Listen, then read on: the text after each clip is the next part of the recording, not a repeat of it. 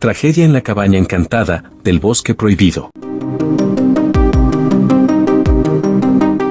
Hola, ¿qué tal todos? Bienvenidos a mi canal. En lo profundo del bosque de pinos, rodeada por un manto de hojas caídas y el susurro del viento, se alzaba una cabaña antigua y olvidada. Sus paredes de madera crujían con cada soplo nocturno, como si susurraran historias de tiempos pasados y secretos guardados.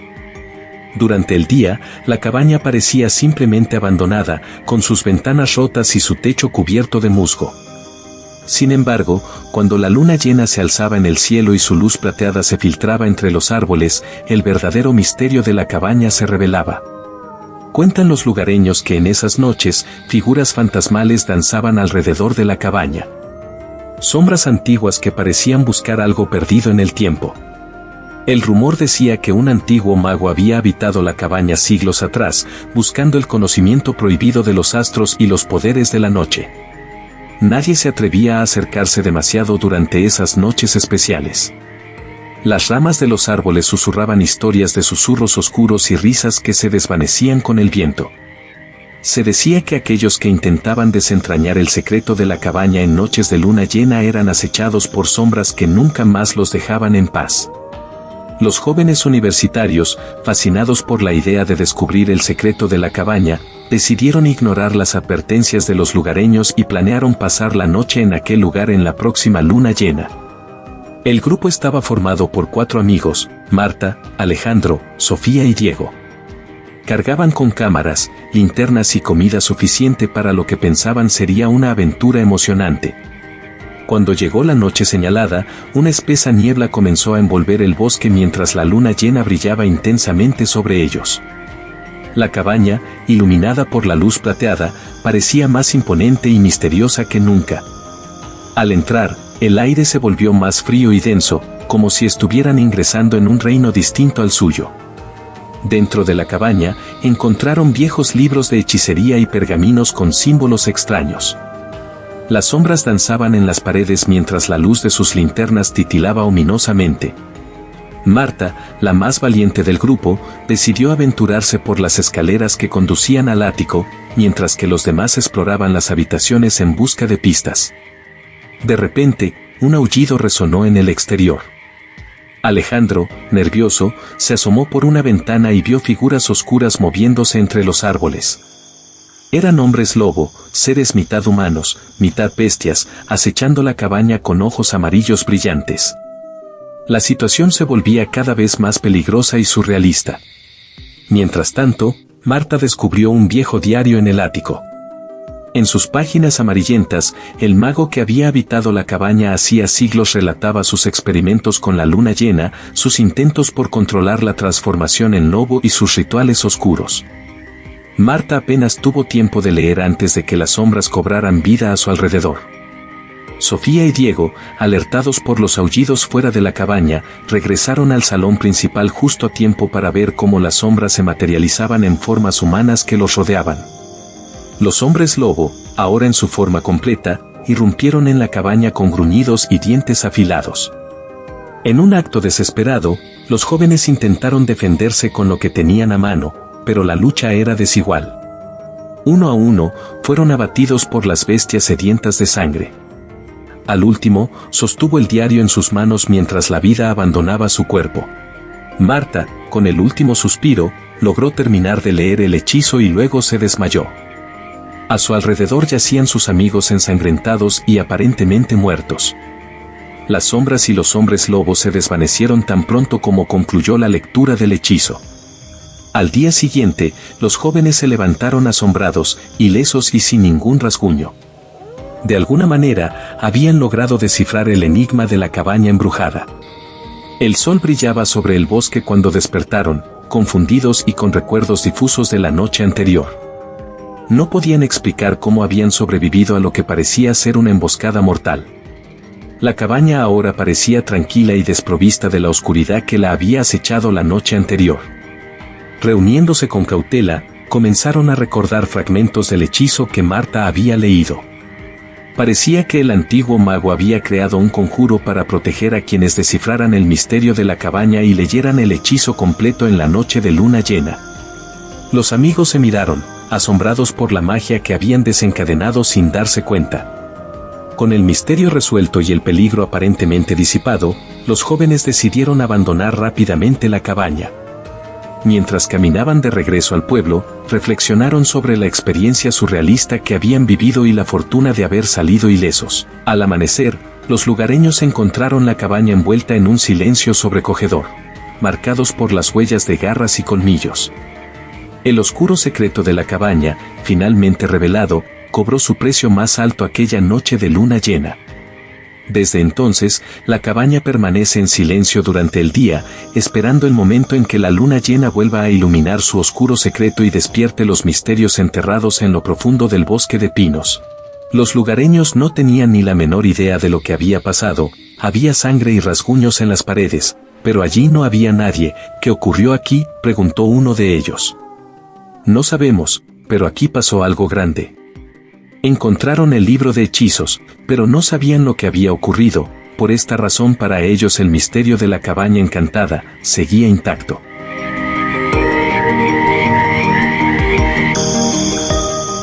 El cementerio de las sombras siniestras. Era una noche oscura y tormentosa. 10 jóvenes universitarios, llenos de curiosidad y escepticismo, decidieron aventurarse en el antiguo cementerio de la ciudad. Su profesor de ciencias había afirmado con firmeza que los fantasmas y los espectros no existían, y ellos, queriendo desafiar esta declaración, planearon una visita nocturna para comprobarlo por sí mismos. El grupo de amigos se reunió una tarde en la cafetería de la universidad para planificar su excursión al cementerio. Javier, como líder natural, tomó la iniciativa. Bien, chicos, necesitamos estar preparados. No sabemos qué podemos encontrar allí, y aunque estoy seguro de que no hay fantasmas, debemos ser cautelosos, dijo Javier con determinación.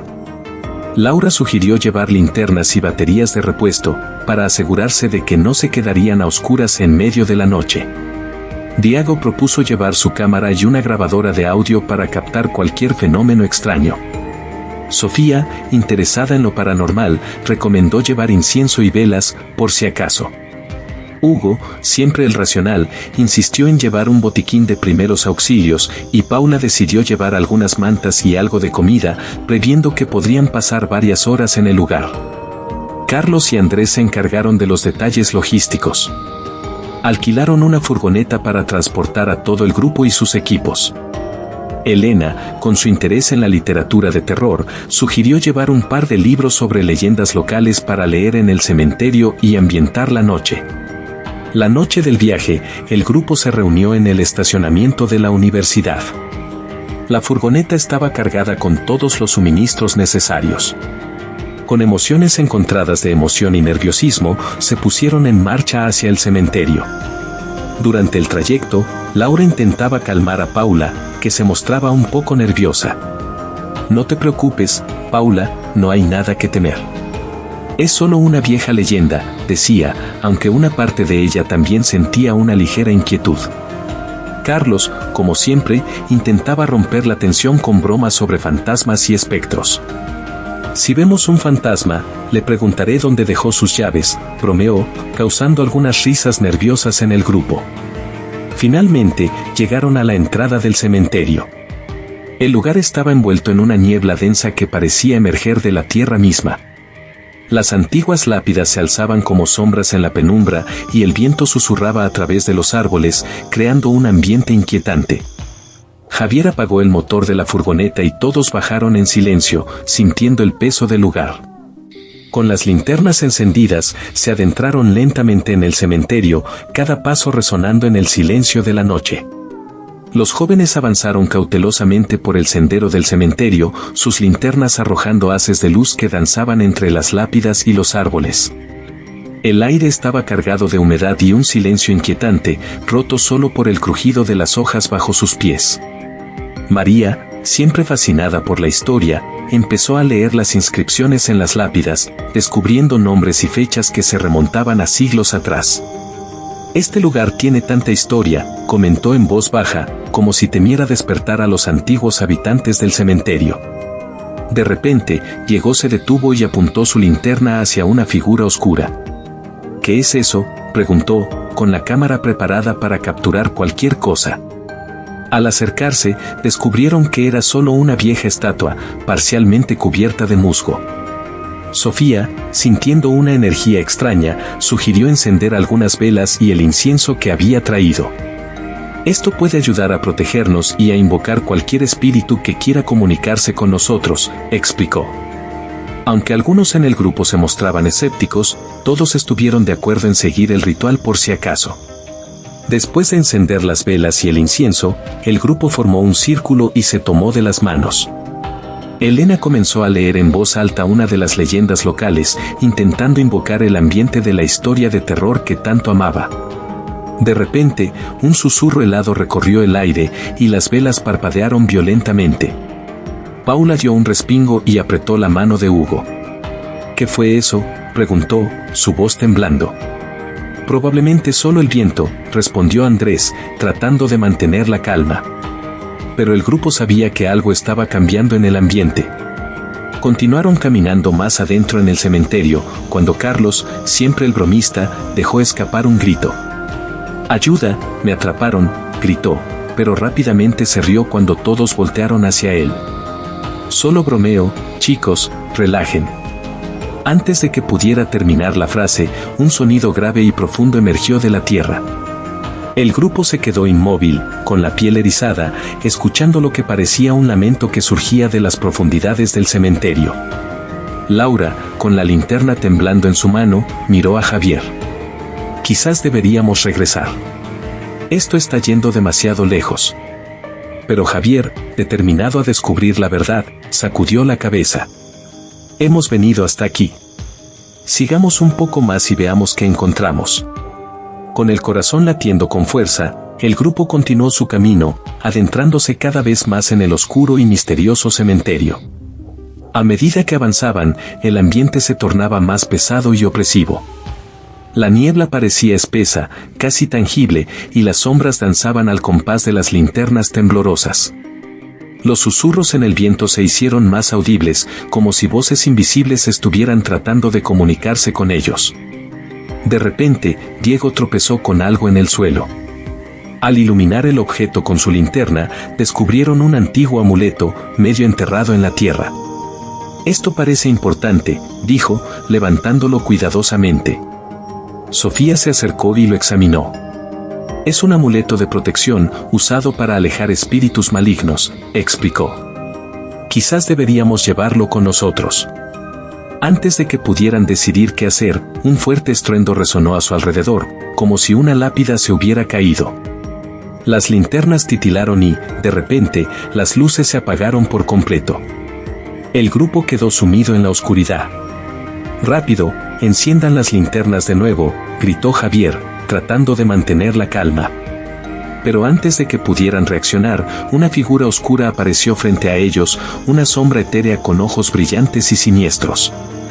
Paula gritó, y Carlos intentó acercarse, pero fue repelido por una fuerza invisible. «Es un espectro», exclamó María, su voz temblando. «Tenemos que salir de aquí». Laura, pensando rápidamente, recordó el amuleto de protección. «Diego, pásame el amuleto», dijo, tomando el objeto y levantándolo hacia la figura.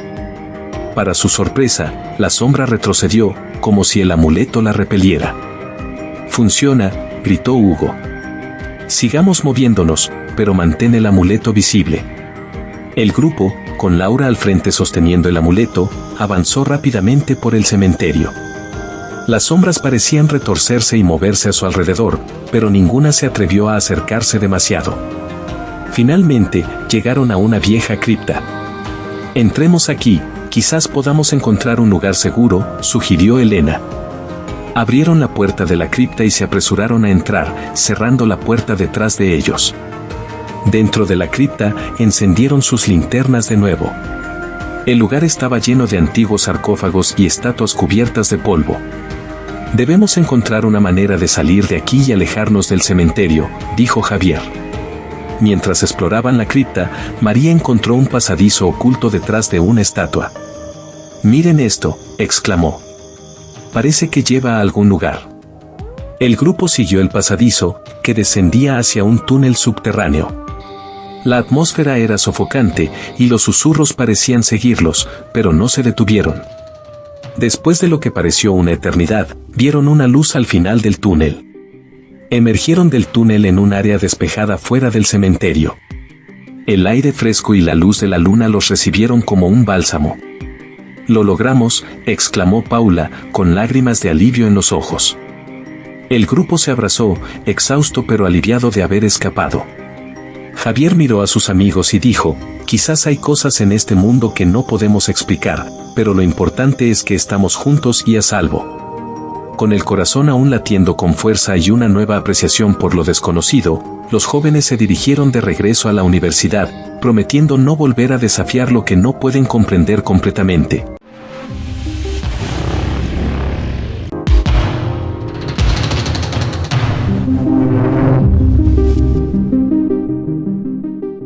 La extraña desaparición de la niña Sofía en el Prado.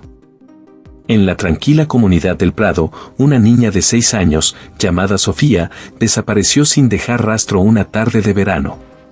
Su desaparición sacudió a la comunidad entera, pues el Prado siempre había sido un lugar seguro y pacífico. Los padres de Sofía, Marta y Carlos, no podían entender cómo había desaparecido su hija mientras jugaba en el patio trasero de su casa. La policía local comenzó una intensa búsqueda, investigando cada rincón de la comunidad. Los vecinos formaron equipos de búsqueda y se unieron a las autoridades, revisando parques, bosques y edificios abandonados. Sin embargo, con cada día que pasaba, la esperanza de encontrar a Sofía se desvanecía un poco más. Durante las investigaciones, surgieron varios rumores y teorías. Algunos vecinos decían haber visto a una figura extraña merodeando por la comunidad en los días previos a la desaparición.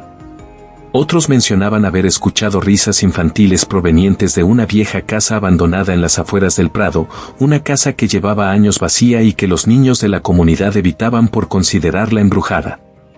El detective encargado del caso, Javier, decidió investigar la casa abandonada. Junto con su equipo, entró en la casa en ruinas, encontrando solo polvo y escombros. Sin embargo, en el sótano, hallaron una pista crucial, un lazo rosa que pertenecía a Sofía. Este descubrimiento renovó la esperanza de encontrarla con vida. Mientras tanto, Marta y Carlos, desesperados por encontrar a su hija, comenzaron a investigar por su cuenta. Recibieron una pista anónima en forma de una carta dejada en su buzón. La carta, escrita con una caligrafía temblorosa, les indicaba que buscaran en el bosque al norte de la comunidad. Decididos a seguir cualquier pista, Marta y Carlos se adentraron en el bosque esa misma noche, iluminados solo por linternas y guiados por la esperanza. El bosque era denso y oscuro, y cada sonido parecía amplificado por el silencio de la noche. Cuando Marta y Carlos se adentraron en el bosque, la noche se cernía sobre ellos con un manto de oscuridad denso y opresivo. A cada paso, el crujir de las hojas secas bajo sus pies resonaba como un eco siniestro que les recordaba su vulnerabilidad. El aire estaba cargado con una extraña humedad que calaba hasta los huesos, mientras un viento gélido silbaba entre las ramas, creando melodías espectrales. A medida que avanzaban, ruidos inquietantes empezaron a rodearlos. Al principio, eran apenas susurros, un roce de hojas o el chasquido de una rama quebrándose. Pero pronto se convirtieron en gruñidos y aullidos que parecían provenir de criaturas que no pertenecían a este mundo. Sombras fantasmales se deslizaban entre los árboles, moviéndose con una agilidad antinatural que desafiaba la lógica.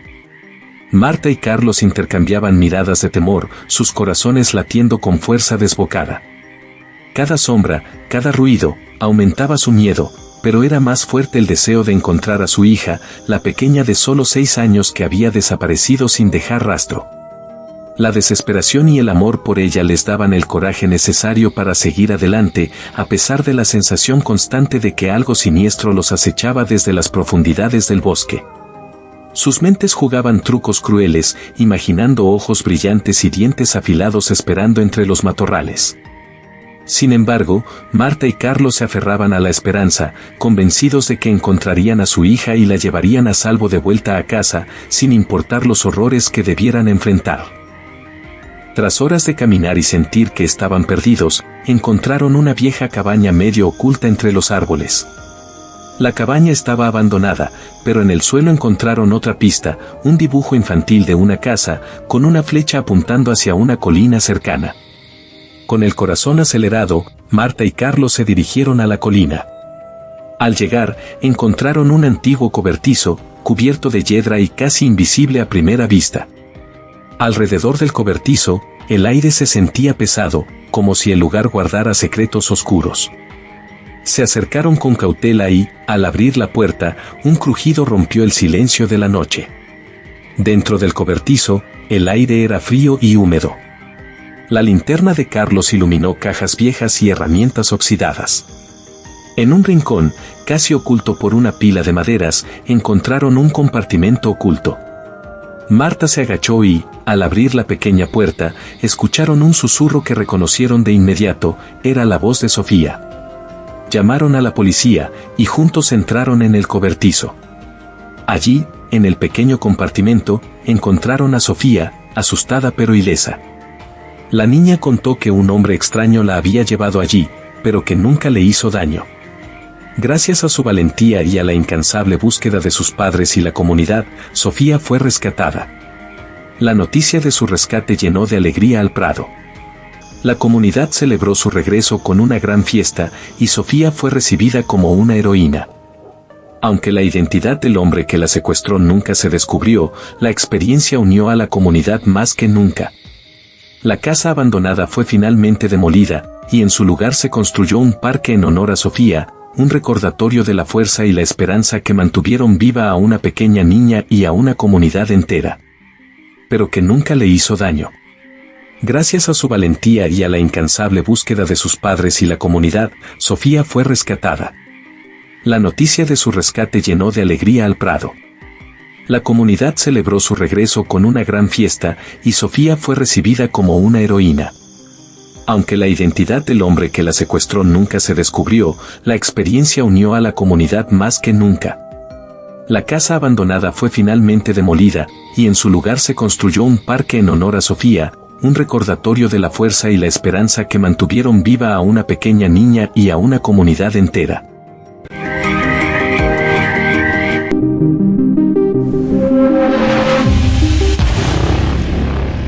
Terror y suspenso, entre sombras y lágrimas. Una hermosa joven deambulaba por los pasillos del hospital donde murió. No sabía que había muerto. La última vez que estuvo consciente, un dolor agudo le atravesaba el pecho mientras los médicos intentaban salvarla. Ahora, el hospital estaba en silencio, los pasillos vacíos, y ella no recordaba cómo había llegado allí. Decidió ir a casa, a su hogar, donde esperaba encontrar consuelo. Al llegar, vio a su familia reunida en la sala, todos llorando desconsoladamente. Su madre sostenía un pañuelo empapado de lágrimas, su padre miraba fijamente al suelo, y sus hermanos se abrazaban entre sí. «Estoy aquí, estoy viva», gritó, pero nadie respondió. Nadie siquiera levantó la mirada. Comenzó a moverse frenéticamente por la sala, intentando tocar a su madre, pero sus manos atravesaban su cuerpo como si fuese humo. «¿Qué está pasando?», pensó, el pánico creciendo en su pecho. Se alejó lentamente, observando a su familia desde la esquina de la habitación. Las palabras resonaban en su cabeza, una y otra vez, tratando de encontrar alguna lógica en lo que estaba ocurriendo.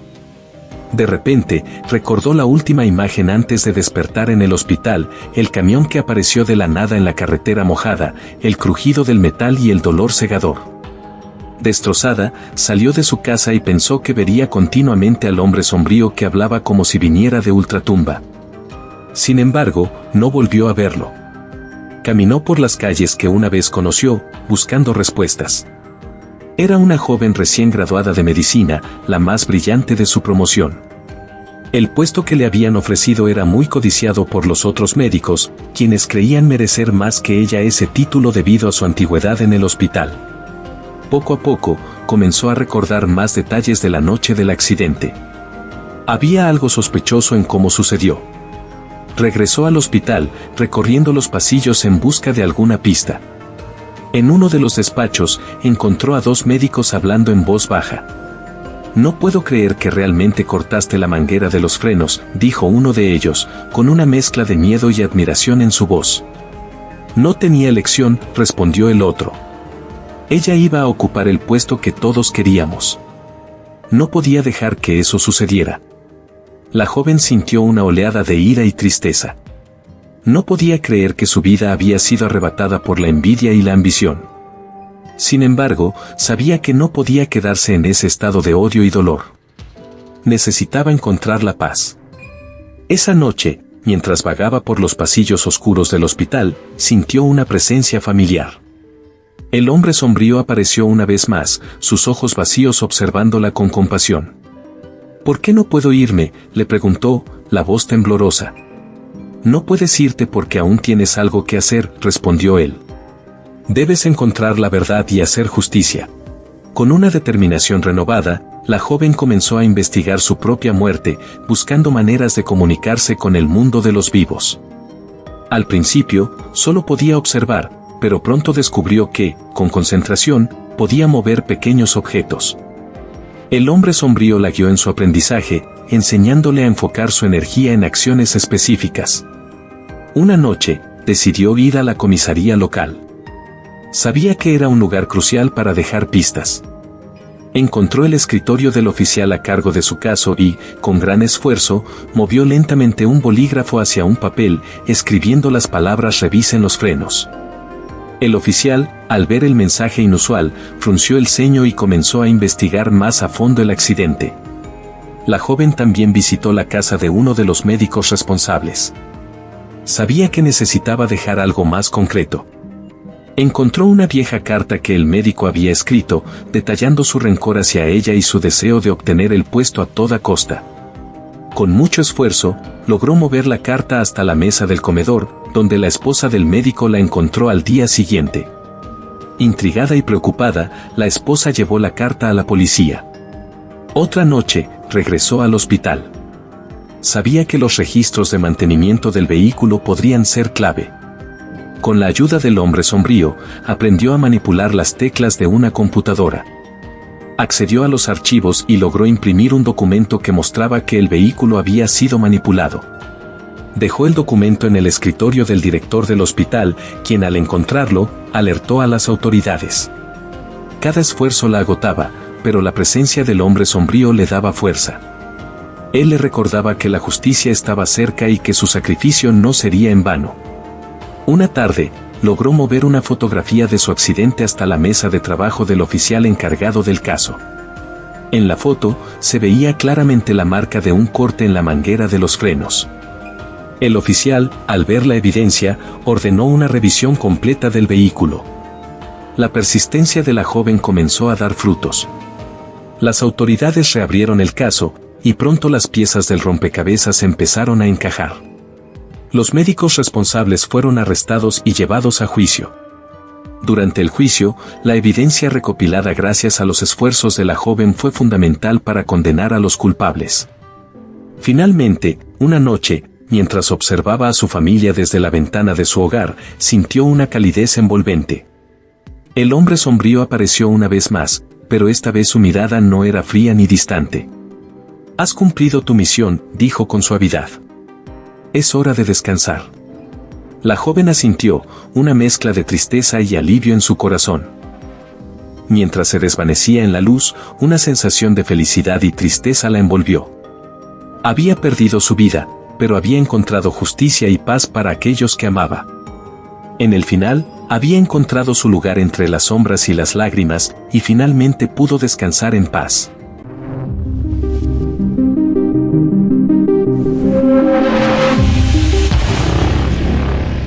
El rastro de sangre y las noches de las sombras. En la pequeña ciudad de San Rafael, la tranquilidad de la noche había sido un consuelo durante generaciones. Las familias dormían con las puertas sin seguro, confiando en la seguridad de su comunidad. Pero esa paz se rompió una noche cuando los residentes comenzaron a desaparecer misteriosamente, dejando solo un rastro de sangre en sus casas. Todo comenzó con la desaparición de la familia García. Una mañana, su vecina, doña Elena notó que no habían salido de la casa. Preocupada, llamó a la policía. Al entrar, encontraron la casa desordenada y un rastro de sangre que llevaba a la habitación de los padres. No había cuerpos, solo una sensación de inquietud que impregnaba el aire. Las desapariciones continuaron. Cada noche, otra familia se esfumaba, dejando solo el rastro macabro. La ciudad entró en pánico. Las reuniones en la plaza central se llenaron de susurros y teorías.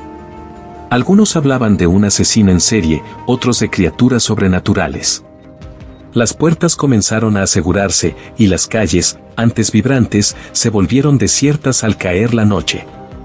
Lucas, un joven periodista local, decidió investigar. Algo no cuadraba en las desapariciones. Una noche, decidió quedarse despierto y patrullar las calles. Equipado con una linterna, una cámara y su escopeta. Esperaba encontrar alguna pista. Durante varias noches, Lucas no encontró nada. Pero la ciudad seguía cayendo en el caos. Cada vez más familias desaparecían y el rastro de sangre se hacía más inquietante. Los residentes empezaron a formar patrullas nocturnas, pero eso no detuvo las desapariciones. El miedo se apoderó de todos y las miradas sospechosas se multiplicaban. Una noche, mientras Lucas revisaba las grabaciones de su cámara, notó algo extraño. En una de las tomas, una sombra parecía moverse de manera inhumana. Decidió investigar más a fondo y comenzó a hacer preguntas a los vecinos. Fue entonces cuando descubrió que muchos habían escuchado extraños murmullos en el bosque cercano. Esa misma noche, Lucas escuchó un murmullo similar mientras patrullaba. Siguiendo el sonido, llegó a un claro en el bosque. Allí, vio una figura encapuchada recitando palabras en un idioma desconocido. Su corazón latía con fuerza mientras se acercaba sigilosamente. Justo cuando estaba a punto de grabar, la figura se giró bruscamente al darse cuenta que lo espiaban y forma casi inhumana con movimientos rapidísimos desapareció en el bosque. Lucas lamentaba que no pudo ver el rostro de aquel extraño ser. La cacería continuó por varias semanas más, por lo menos Lucas tenía una pista, aunque no de forma muy concreta. Ahora había que averiguar quién era ese ser macabro que estaba acabando con su pueblo. Las desapariciones continuaron, pero no con familias enteras, ahora era individual, el asesino estaba actuando con mucha cautela pues sabía que estaban tras sus pasos. Una noche, Lucas y un grupo de pueblerinos siguieron la pista de sangre hacia el bosque. Lucas y su grupo todos armados buscaban sigilosamente en los arbustos, pero nada aún. Continuaron casi hasta el amanecer y fue ahí cuando lo vieron, todos dispararon al mismo tiempo llenando de hoyos esa criatura maligna, sin embargo no caía. ¿Qué criatura era esta? Se mantenían de pie a pesar de todas las rodas recibidas por el grupo de Lucas. Al final cayó y Lucas dijo, bien ahora veremos quién es el responsable de todas las desapariciones y todas estas muertes. Cuando se disponían a quitar la capucha del espectro, apareció desde la sombra otra figura que acompañaba al que había recibido los tiros. No disparen, dijo Lucas. Lucas sintió un escalofrío recorrer su espalda. La figura encapuchada se abalanzó sobre él con una velocidad sobrenatural. Cayó al suelo, pero logró arrancar la capucha de la figura, revelando el rostro del sacerdote de la iglesia local. El sacerdote lo miró con ojos vacíos y una sonrisa perturbadora. Lucas quitó la capucha del enmascarado, allí yacía un hombre con heridas en todo el rostro, parecía un sicario pero nadie en el pueblo lo reconoció. Antes de que Lucas pudiera reaccionar, el sacerdote huyó al bosque. Lucas, aturdido y asustado, regresó al pueblo para informar a la policía. Sin embargo, cuando llegaron al lugar, no encontraron rastro del sacerdote. Las autoridades comenzaron a dudar de la credibilidad de Lucas y su grupo, pero ellos sabían que había algo más oscuro en juego. Las desapariciones continuaron. Cada noche, Lucas se sentía más impotente. La desesperación de los residentes era palpable. Algunos comenzaron a abandonar la ciudad, mientras que otros se atrincheraban en sus casas, rezando para que la próxima noche no fuera la última. Una noche, mientras investigaba en la iglesia, Lucas encontró un libro antiguo escondido en el despacho del sacerdote. El libro estaba lleno de rituales oscuros y símbolos extraños. Al leerlo, Lucas comprendió que el sacerdote había sido poseído por una entidad antigua y maligna que exigía sacrificios. Durante meses, había estado realizando rituales oscuros para alimentar a la entidad, esperando ganar poder y protección a cambio. Las desapariciones eran parte del pacto y la sangre era la ofrenda. El cura había contratado al sicario muerto, lo había buscado de un pueblo lejano para ayudarlo a cometer sus crímenes. Con la ayuda de algunos residentes valientes, Lucas logró detener al sacerdote y realizar un ritual para exorcizar la entidad.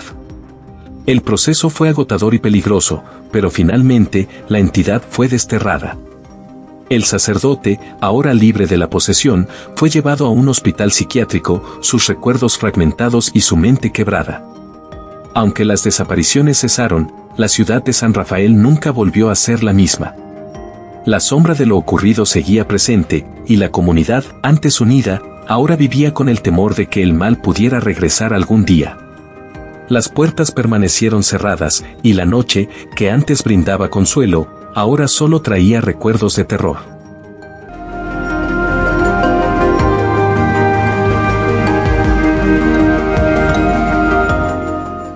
María, su abuela y la muñeca del odio y de la venganza.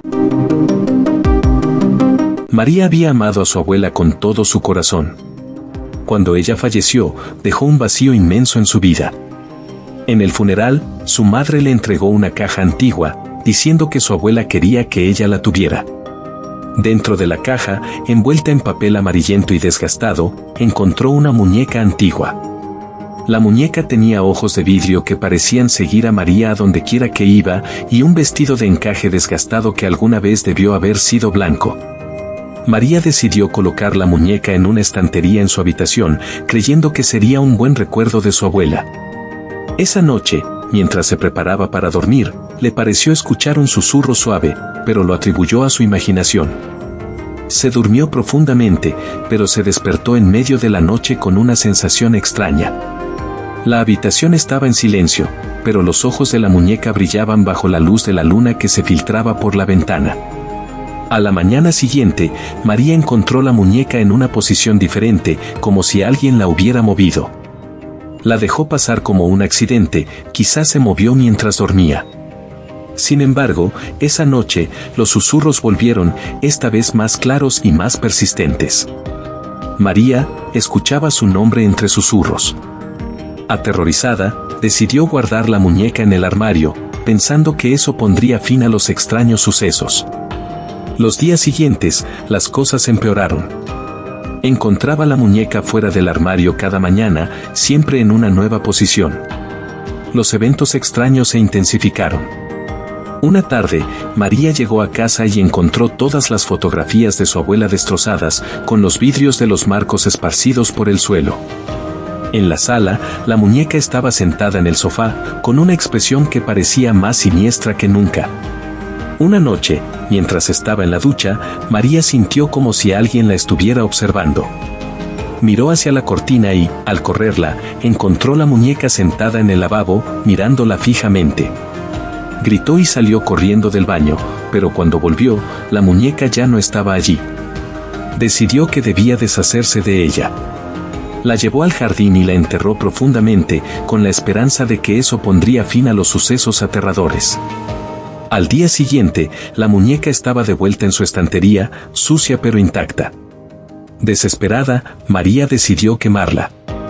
Encendió un fuego en el patio y lanzó la muñeca a las llamas, pero éstas se apagaron instantáneamente, como si una fuerza invisible las hubiera sofocado. La muñeca salió ilesa. Las noches siguientes, María no pudo dormir.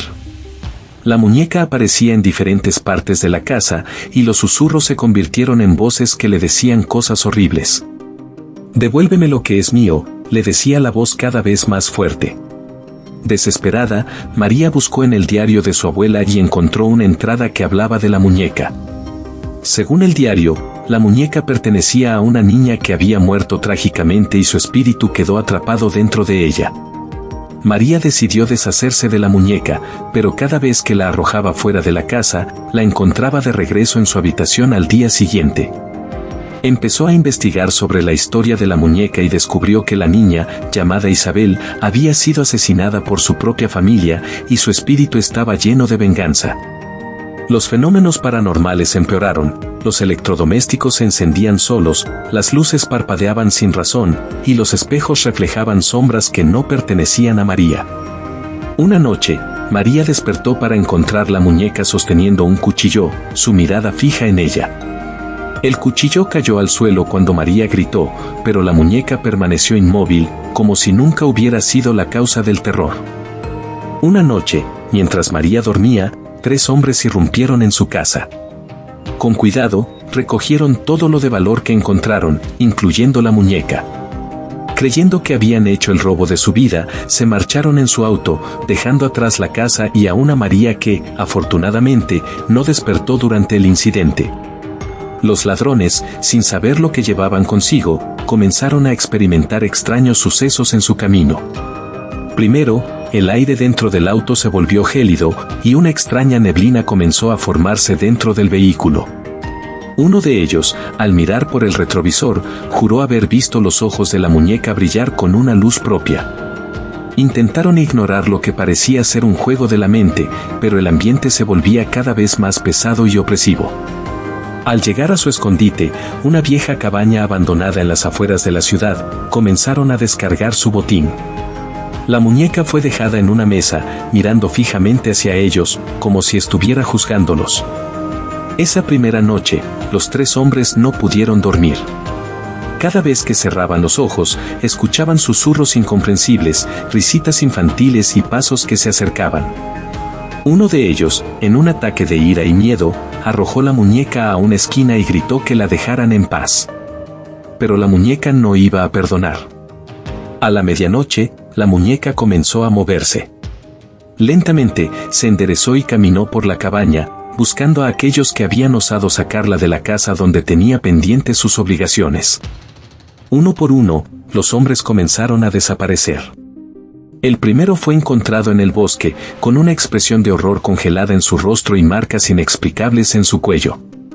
El segundo, lleno de pánico, intentó escapar pero se perdió en la neblina que había rodeado la cabaña. Fue encontrado días después, muerto por el frío y con los mismos ojos de cristal de la muñeca reflejados en sus pupilas. El último ladrón, desesperado y aterrado, decidió enfrentar a la muñeca. Tomó un hacha y comenzó a destruirla, pero por cada golpe, sentía un dolor lacerante en su propio cuerpo. Finalmente, agotado y herido, cayó al suelo, y la última imagen que vio fue la de la muñeca maldita, intacta, acercándose lentamente. La muñeca regresó a la casa de María, como si nada hubiera pasado. María la encontró en su lugar habitual y sintió un extraño alivio al verla. Nunca supo lo que había sucedido, pero desde esa noche, sintió una presencia protectora en su hogar, como si la muñeca hubiese cumplido con su misión y ahora estuviera allí para cuidar de ella. Las desapariciones de los 3 ladrones se convirtieron en un misterio sin resolver para la policía local. Nadie podía explicar las extrañas circunstancias de sus muertes ni cómo una muñeca antigua parecía estar siempre presente en las pesadillas de aquellos que se acercaban demasiado al caso. La muñeca, por su parte, seguía en la casa de María. Finalmente, María tuvo un sueño vívido en el que Isabel le mostró su muerte y le reveló que su abuela había sido la responsable. Aterrorizada, María comprendió que la muñeca quería justicia. Decidió que debía hacer algo para apaciguar al espíritu. Fue al antiguo cementerio donde Isabel estaba enterrada y enterró la muñeca junto a la tumba de la niña. A partir de ese día, los susurros cesaron y la casa volvió a la normalidad. María nunca volvió a ver la muñeca, pero a veces, en las noches de luna llena, creía escuchar un susurro lejano que decía gracias.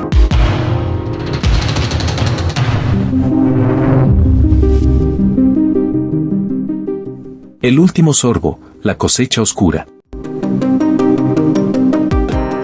María había frecuentado el café Amanecer durante años, convirtiéndose en parte del tejido mismo del local. Su rutina diaria comenzaba con un cappuccino y terminaba con un espresso al atardecer. Sin embargo, en las últimas semanas, una inquietud creciente había comenzado a apoderarse de ella. Todo comenzó con la desaparición de Roberto, el anciano de la ventana. Luego fue Laura, la estudiante de la barra. Día tras día, María notaba la ausencia de rostros familiares, mientras el resto del mundo parecía no darse cuenta.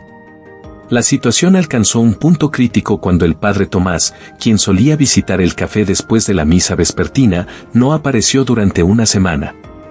María intentó preguntar en la parroquia, pero nadie parecía preocupado por su ausencia. Días después, el oficial Ramírez, conocido por sus patrullas regulares y su afición por el café negro, dejó de hacer sus visitas habituales. María se acercó a la comisaría, solo para encontrarse con miradas en blanco y respuestas evasivas.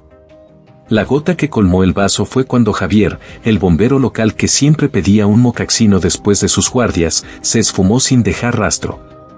En el cuartel de bomberos, sus compañeros actuaban como si Javier nunca hubiera existido. Desesperada y determinada a descubrir la verdad, María decidió investigar por su cuenta. Comenzó a seguir al personal del café, anotando sus movimientos y horarios inusuales. Notó entregas nocturnas de sacos misteriosos y reuniones secretas en el callejón trasero.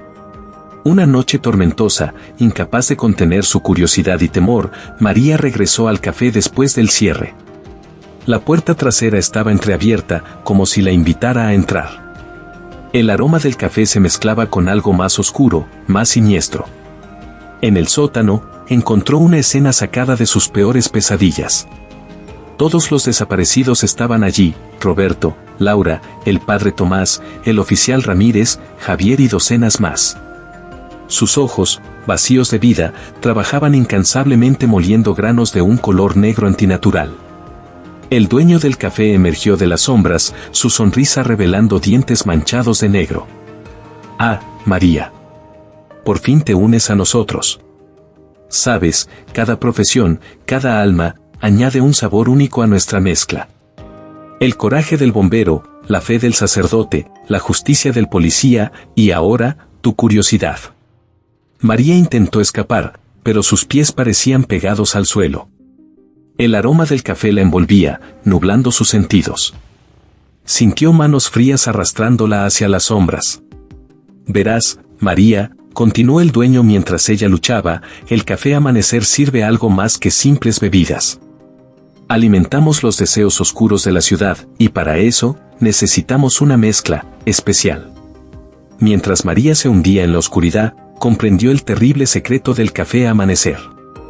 Cada taza servida contenía la esencia de aquellos que habían desaparecido, alimentando los vicios y pesadillas de los clientes inconscientes.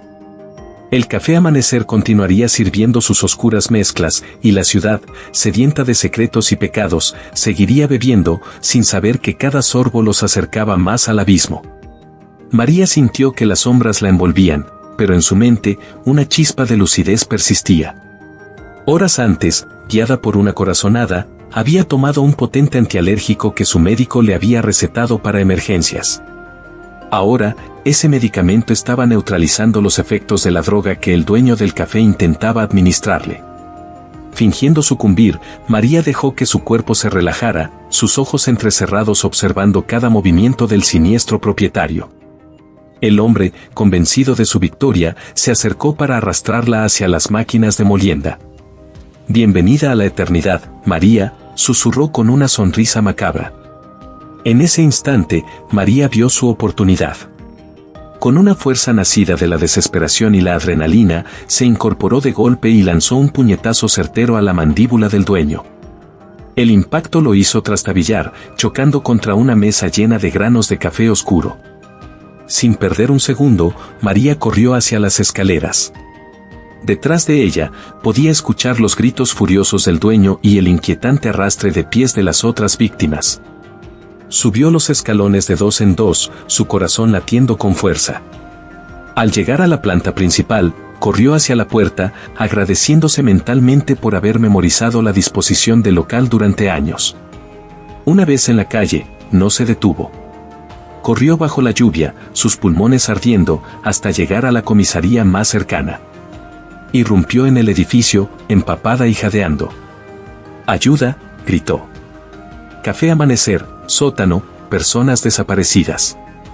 Los oficiales, inicialmente escépticos, se alarmaron al ver su estado y escuchar su relato entrecortado. Rápidamente, se organizó un equipo para investigar. En las horas siguientes, la policía irrumpió en el Café Amanecer, descubriendo el horrible secreto en su sótano. Las víctimas fueron rescatadas, aunque muchas necesitarían terapia intensiva para recuperarse. El dueño y sus cómplices fueron arrestados, enfrentando múltiples cargos de secuestro, administración de sustancias ilegales y otros crímenes aún por determinar. María, exhausta pero aliviada, observaba desde una ambulancia mientras la pesadilla llegaba a su fin. El Café Amanecer nunca más abriría sus puertas, pero las sombras de lo ocurrido persistirían en la memoria de la ciudad por mucho tiempo. Mientras los primeros rayos del sol asomaban en el horizonte, María se prometió a sí misma que nunca más daría por sentada la seguridad de lo cotidiano. Y, por supuesto, que en el futuro prepararía su café en casa.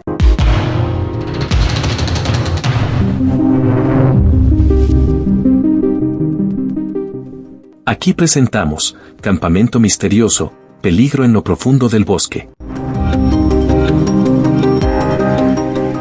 El crujido de las hojas secas bajo sus botas era el único sonido que rompía el silencio del bosque. Carlos, el líder del grupo de 5 excursionistas, alzó la mano para detener a sus compañeros. Algo no andaba bien. ¿Ven eso?, susurró, señalando hacia adelante. Entre los árboles, apenas visible, se alzaba una estructura que no pertenecía allí. Una lona camuflada cubría lo que parecía ser una tienda de campaña. Imposible, murmuró Ana, la experta en mapas. Se supone que esta zona está deshabitada. Carlos hizo una seña para que guardaran silencio y avanzó cautelosamente. A medida que se acercaban, el campamento se hacía más evidente. No era una sola tienda, sino varias, dispuestas en un patrón circular. En el centro, una hoguera apagada pero reciente.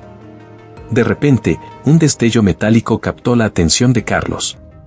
Se agachó rápidamente, haciendo que los demás lo imitaran. Con el corazón acelerado, observó cómo una figura encapuchada emergía de una de las tiendas, sosteniendo lo que parecía ser un rifle. «No deberíamos estar aquí», susurró Marcos, el más joven del grupo, con voz temblorosa. Carlos asintió, pero la curiosidad y la preocupación lo carcomían. ¿Qué hacía este campamento aquí? ¿Y por qué estaba armado su ocupante? Voy a echar un vistazo más de cerca, decidió Carlos. Ustedes quédense aquí y estén listos para correr si algo sale mal. Ignorando las protestas silenciosas de sus compañeros, Carlos se deslizó entre los arbustos, acercándose al perímetro del campamento. El olor a productos químicos y algo más, algo orgánico y putrefacto, llenó sus fosas nasales. Estaba a punto de asomarse dentro de una de las tiendas cuando una rama se quebró bajo su pie.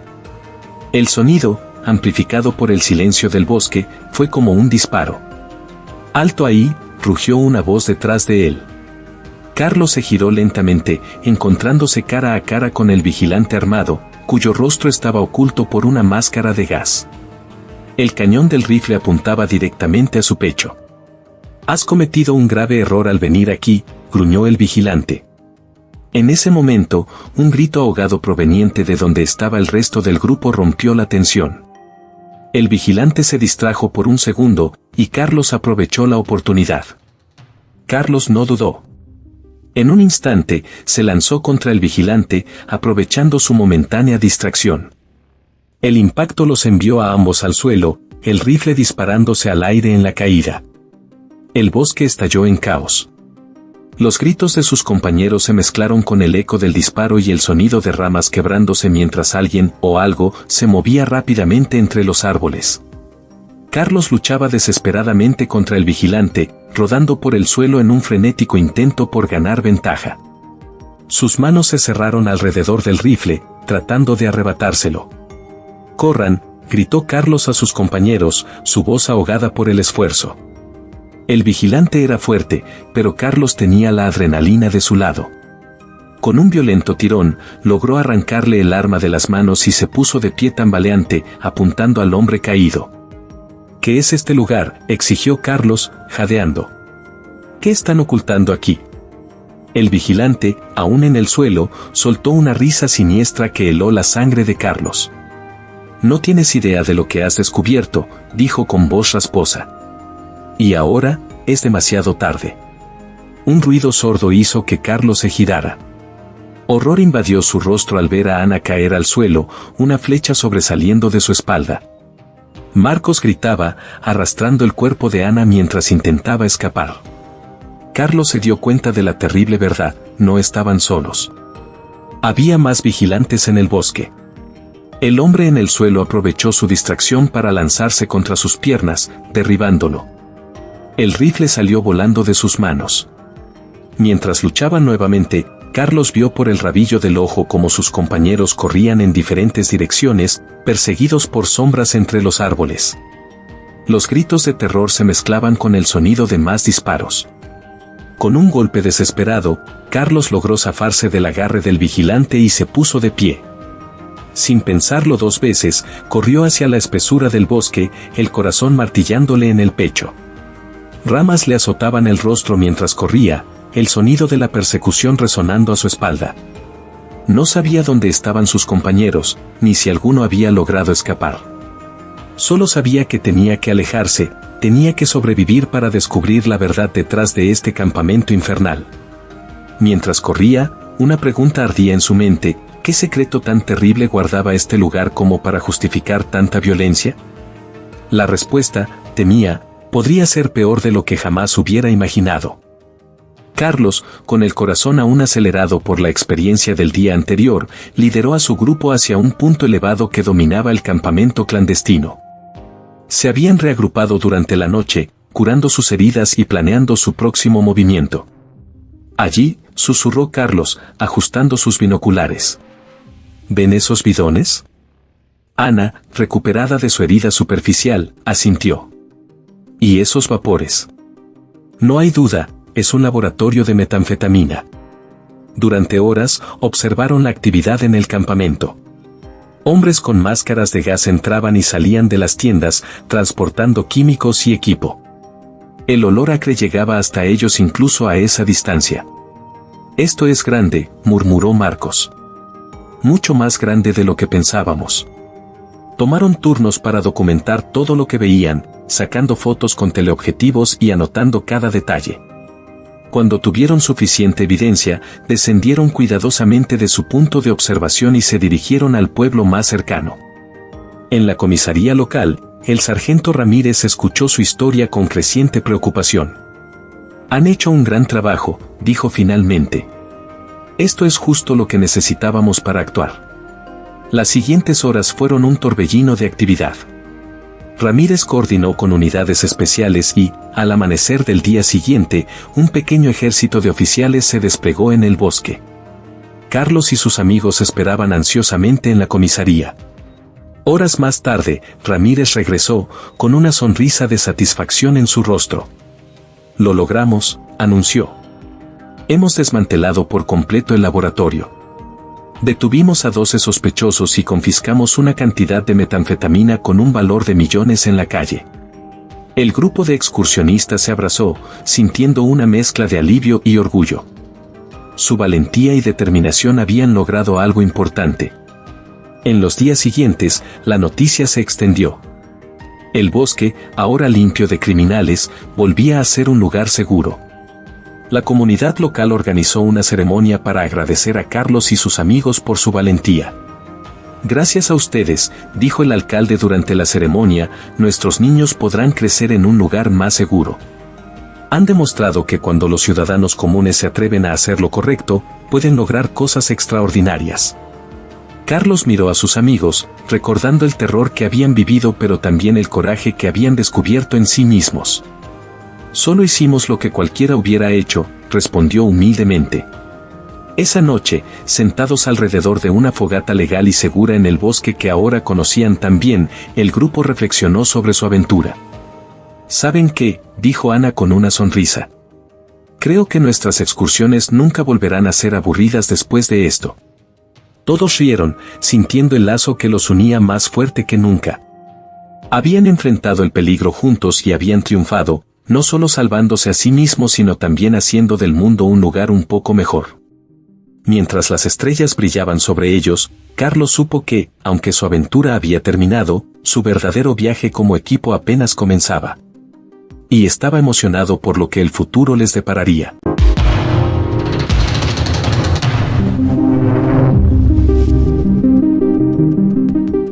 La marca del bosque, historias de terror y supervivencia. El grupo de amigos se encontraba en la entrada del bosque, lleno de entusiasmo y emoción por la aventura que les aguardaba. Laura, la líder, estaba decidida a mostrarles a sus compañeros las maravillas del lugar.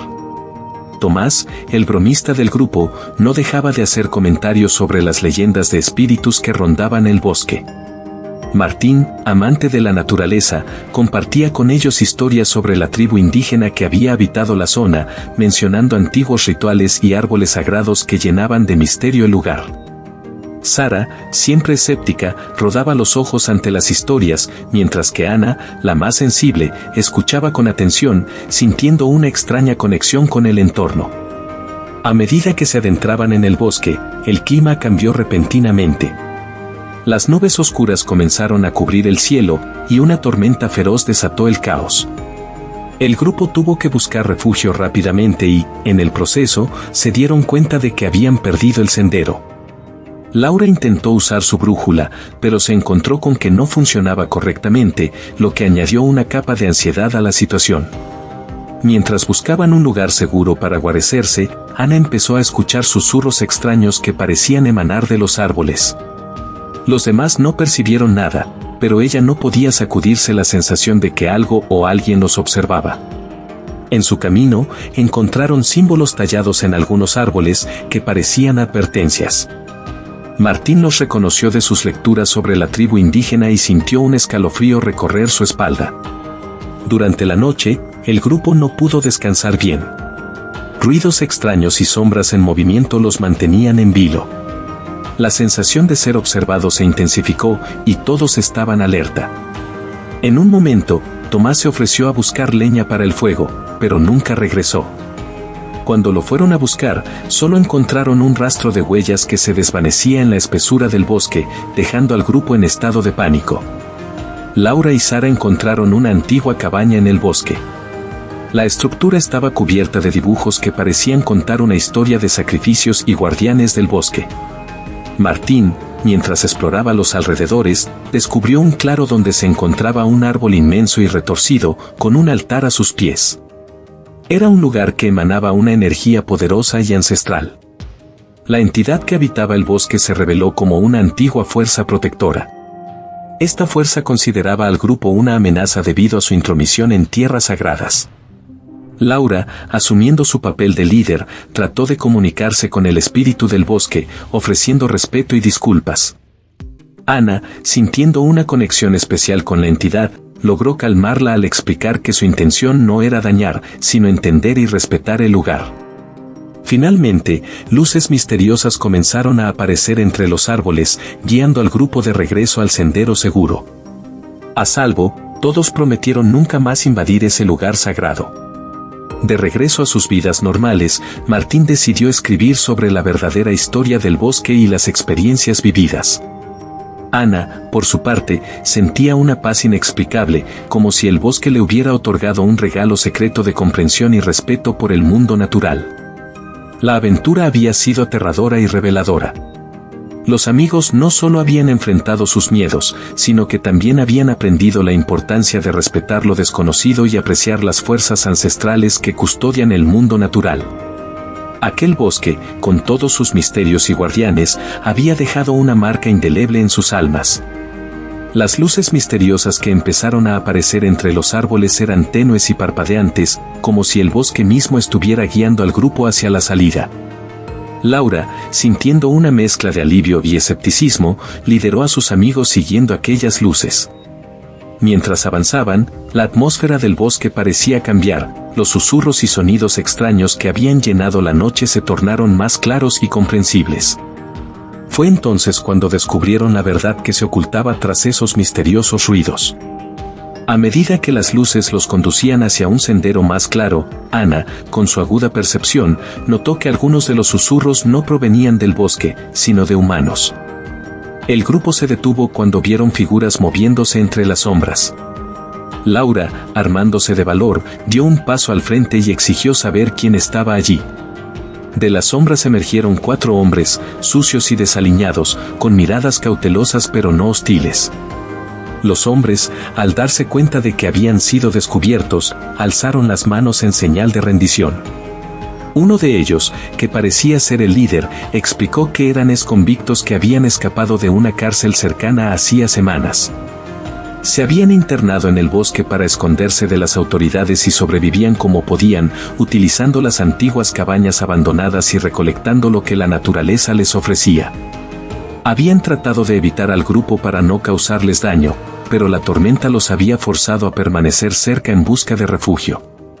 La revelación de los exconvictos llenó al grupo de una mezcla de sorpresa y empatía. Martín se dio cuenta de que los símbolos tallados en los árboles, que pensaban eran advertencias espirituales, en realidad habían sido marcas dejadas por los convictos para orientarse. Sin embargo, los dibujos de la cabaña seguían siendo un misterio. Los hombres no sabían nada sobre ellos y parecían tan fascinados como el grupo por la historia de los guardianes del bosque. A pesar del peligro que suponía la presencia de los exconvictos, el grupo sintió que el bosque mismo los había llevado hasta ellos. Las luces misteriosas parecían haber sido una señal, una forma de reconciliar la dualidad de la naturaleza humana con las fuerzas espirituales del bosque. Laura propuso ayudar a los hombres a encontrar un camino seguro de regreso a la sociedad, con la promesa de no revelar su paradero hasta que estuvieran listos para entregarse o empezar de nuevo. Mientras las luces seguían guiándolos hacia la salida del bosque, Ana no pudo evitar sentir que había algo más en juego, algo que conectaba a todos los presentes con el espíritu protector del bosque. Aunque los hombres no eran los responsables de los misterios espirituales, su presencia había revelado una lección importante sobre el perdón y la redención. Finalmente, el grupo y los exconvictos llegaron a un claro que daba a la salida del bosque. Las luces que los habían guiado desaparecieron suavemente, como si el bosque reconociera que habían aprendido la lección que necesitaban. Se despidieron de los hombres con la promesa de ayudarlos y se dirigieron de regreso a la civilización, llevando consigo una experiencia transformadora que los cambiaría para siempre. Martín, en particular, quedó impactado por la experiencia. Decidió no solo escribir sobre la historia del bosque, sino también sobre los hombres que habían encontrado en él, destacando cómo el bosque había sido un refugio y un maestro para todos ellos.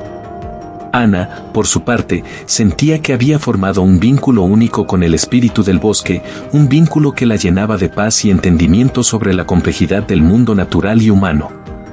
La experiencia en el bosque dejó una huella imborrable en sus vidas, recordándoles la importancia de enfrentar sus miedos, respetar lo desconocido y entender que, a veces, las verdaderas historias se encuentran en los lugares más inesperados.